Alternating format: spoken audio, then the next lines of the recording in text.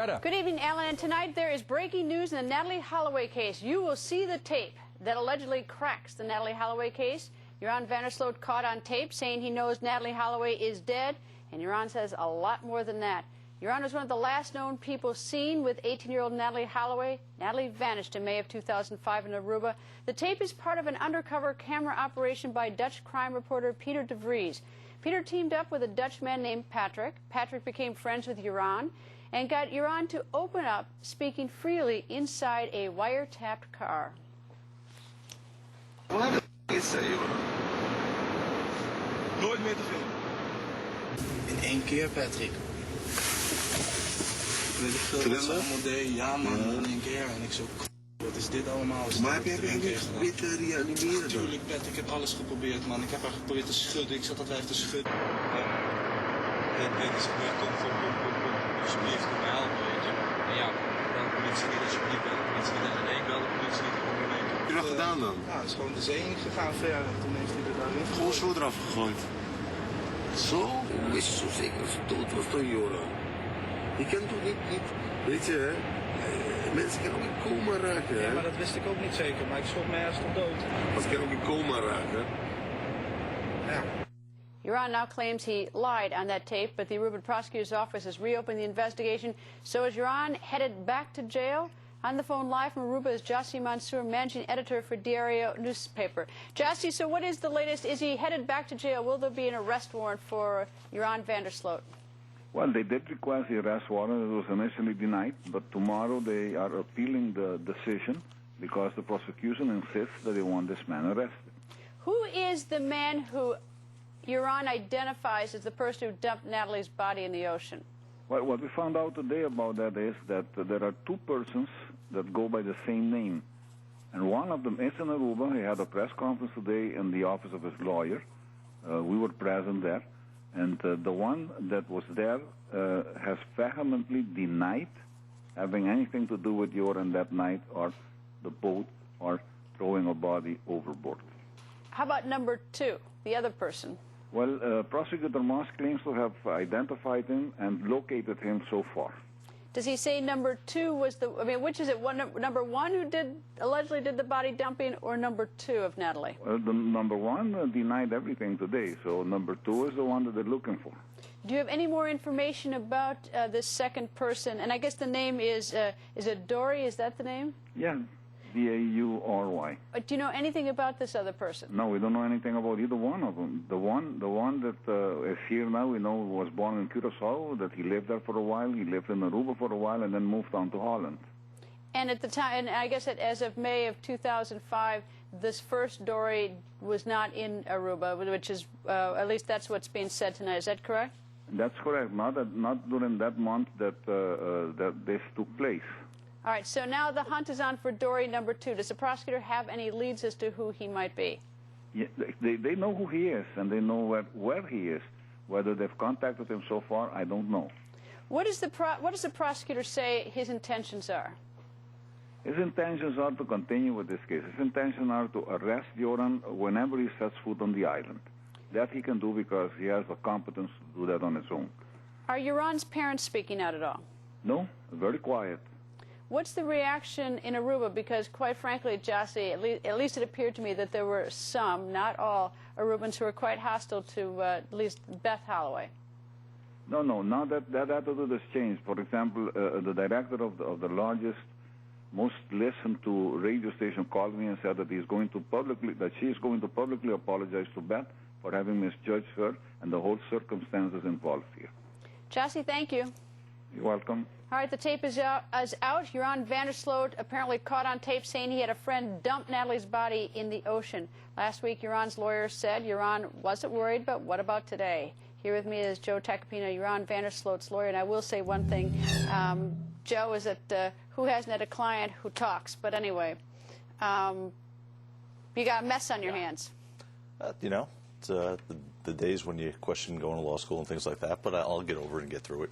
I have a mess on my hands that Joran created, and you know, he really has a mess on his hands that he created with his own mouth and to a degree with his attitude, and he did some very stupid, very hurtful things.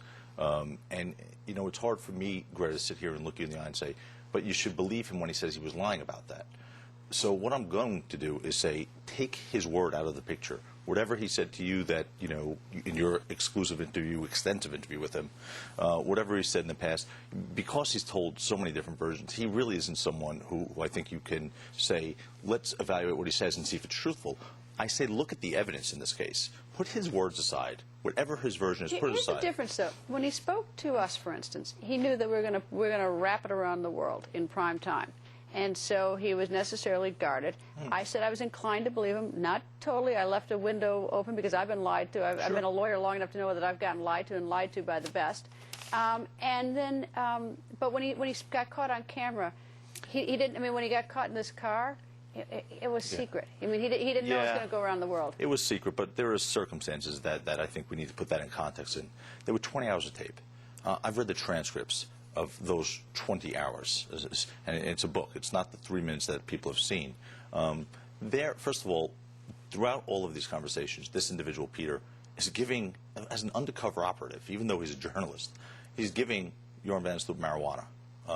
Which is legal in Holland. Well, it's not legal in a car. It's legal in certain locations. Okay, so it's not legal. And moreover, it's certainly not a sound interrogation tactic. I mean, imagine if the police started giving drugs to the people they started questioning, and then it's, okay, now tell us a story.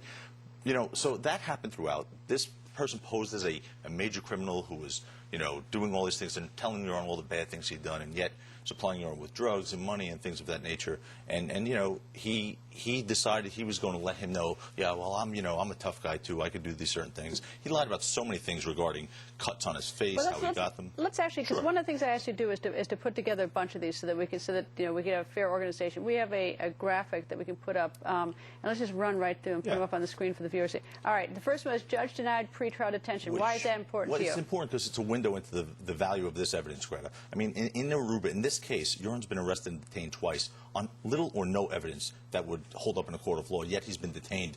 In this instance, the judge looked at that transcript, that tape, and looked at the evidence presented by the prosecutor, Hans Maas, that really does refute the validity of that statement. This dowry individual, they know who the dowry is because there's phone records, recent phone records between Joran and this individual. Dowry that Joran's talking about, the one he mentions by first and last name, by the way, in the tape, who he knows, is not on the island in 2005. All right, is that the one that was that Jossie just spoke about? Yes, that was at the press conference at his lawyer's office. All right.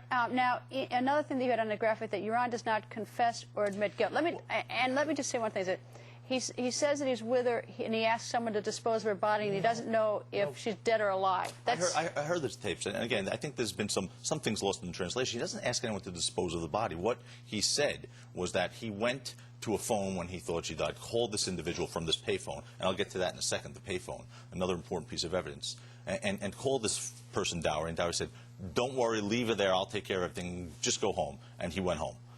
And supposedly this Dowry came and took him on this non-existent boat, you know, in 2005, and dumped her. Aside from the fact that there's no dowry in 2005 in Aruba, and Joran didn't even know him. Unless it's the other dowry. Well, it's not the other dowry because there's no relationship between Joran and the other dowry, and Joran identified this guy by first and last name. They went to the right dowry. And moreover, the payphone that's outside the Marriott that De Vries, this journalist, says he authenticated and went and checked out, is not a payphone that you can make local calls on. We've spoken to the Aruban Coast Guard as recently as yesterday.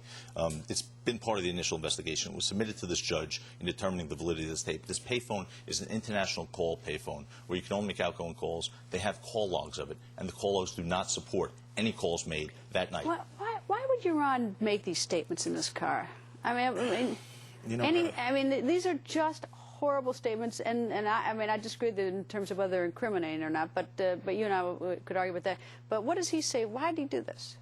You know, he's, and it's really, there's no good answer. No one with common sense is going to want to accept this, and we understand that.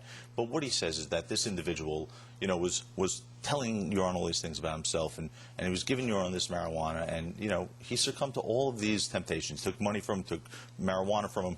This guy took him in his Range Rover to fancy places that Joran never been to, and was peppering him constantly with questions. You know, if you listen to this tape, the first time this is brought up, this conversation is brought up, the whole thing about Natalee, Joran talks about how she died and she must have overdosed on the beach and she died. He says nothing about a boat. What this individual does to Joran as he's taking a puff of his marijuana cigarette says, and there was a boat, right? And you see Joran, he ponders for almost 5 seconds where he looks around and goes, yes. Who's the guy with the boat? He says, I don't want to tell you the guy's name. Then he presses him and he gives up this name, Dowry, who's someone he just met 3 months ago. The story is disprovable by the evidence, not by because Joran's saying it now.